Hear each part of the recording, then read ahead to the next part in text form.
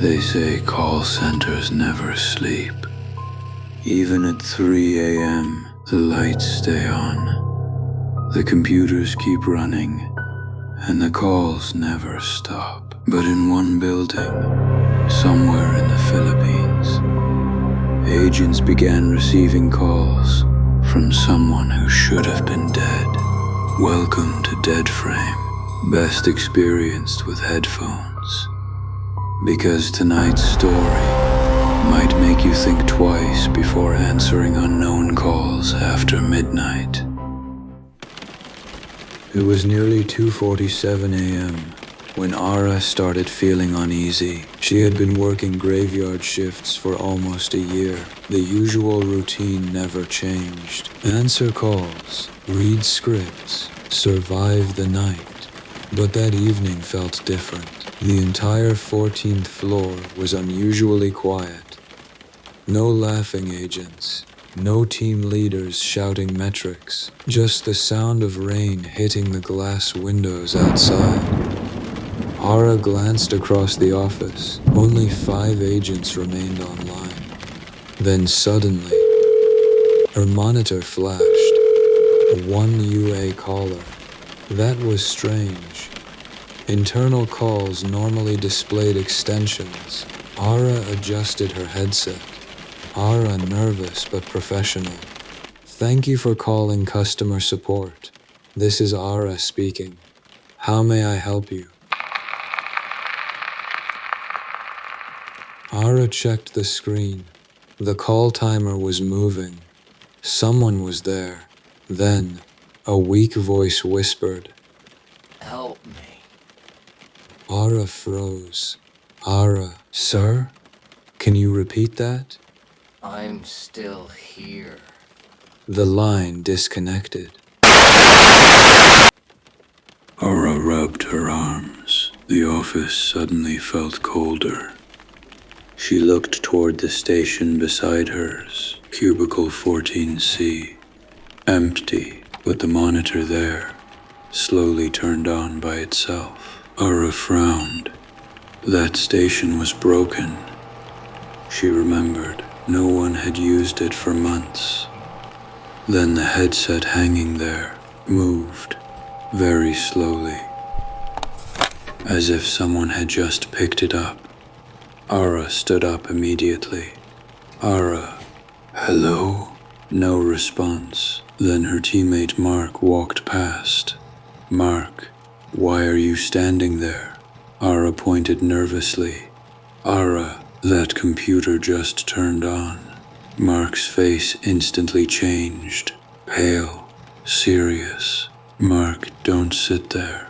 Ara, what? Mark, that station belonged to Carlo. Ara had heard the name before. Carlo was a former agent. 6 months ago, he died during a graveyard shift. Some said heart attack. Others believed something else happened. Because before he died, he kept telling people someone was calling him every night. A caller with no number. A caller that whispered his name. Mark led Ara to the pantry. He looked terrified just talking about it. Mark, the night Carlo died, they found him in that station. Ara, what happened? Mark, they said his headset was still on. Mark, the weird part? He was talking to someone, even though there was no active call. Ara stared silently. Then Mark pulled out his phone.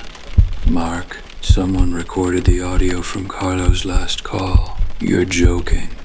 Mark, I wish I was. At first, there was only static. Then Carlo's trembling voice. Carlo recording. Shaking, hear you clearly. Then another voice interrupted. A deep, broken voice. Unknown voice. Look behind you. Ara's breathing stopped.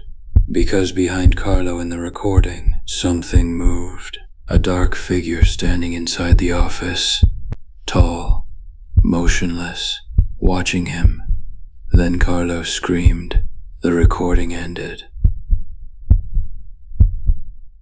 At exactly 3:13 a.m., every computer screen on the floor turned black. Then, all the phones began ringing at once. Agents panicked. Some removed their headsets.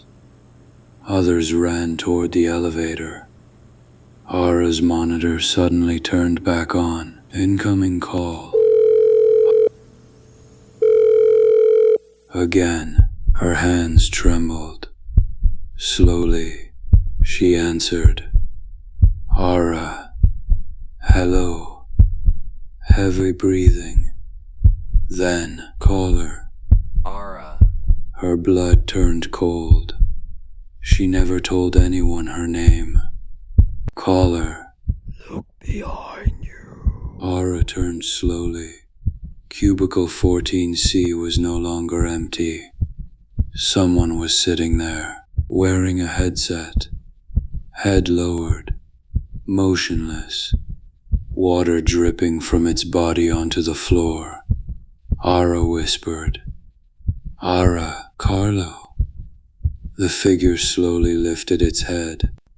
Its face was pale gray, eyes completely black, mouth stretched unnaturally wide.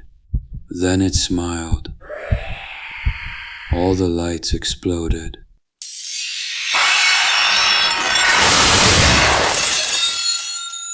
The next morning, Ara never returned to work. Some say she resigned. Others say the company erased everything that happened that night.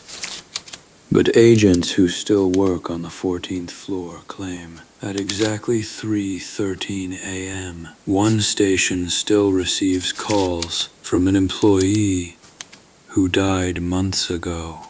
And if you answer, you'll hear the same whisper, unknown voice, close whisper. Look behind you. Thank you for listening to Dead Frame. And remember, horror is the silence between screams.